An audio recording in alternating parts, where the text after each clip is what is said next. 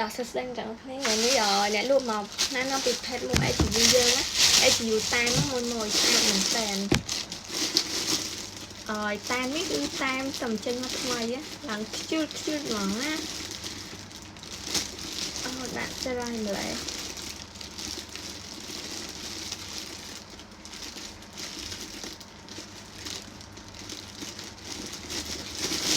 វ៉ាវមើ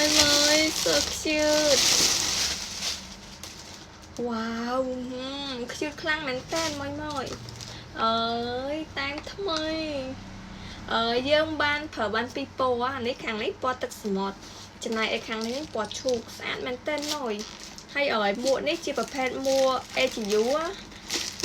គេហៅថា HU តែមកញ្ចក់រាយបានហើយទៅនិយាយឲ្យស្អាតហើយនេះគឺប៉ងខាងក្នុងក្រាស់ល្អណាមួយនេះហើយអានេះខ្សែក្រវ៉ាត់ជាប់ល្អស្អាតណាឥឡូវមួយចង់ឃើញអ្នកលក់លោឲ្យមើល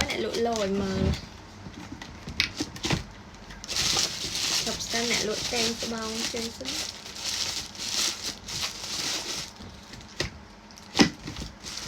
ចាំមើលអ្នកលក់សូឲ្យមើលណា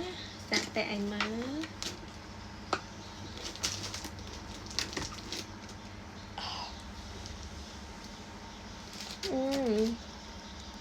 ហើយយើងដាក់ខ្សែក្រវ៉ាត់មកមួ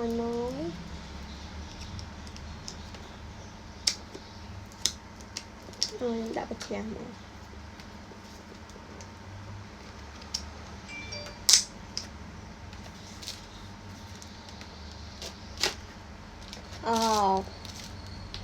ខ្ជូតបងណយ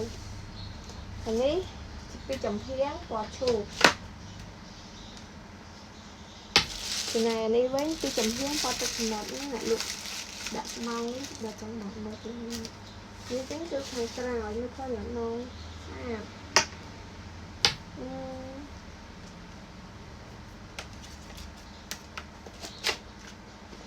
ស្អាតមែនតើមក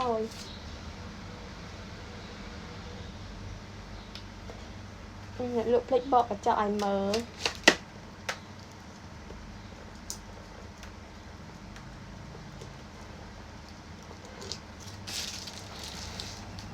អូយស្អាតមែនតើអ្នកលក់ស្រឡាញ់បើសិនជាអ្នកលក់ពាក់មួកនេះវាស្ទាវពេកហើយអ្នកលក់ជាមនុស្សស្អីយ៉ាងពាក់មួកចកាអញ្ចឹងវារៀងអត់សូវសម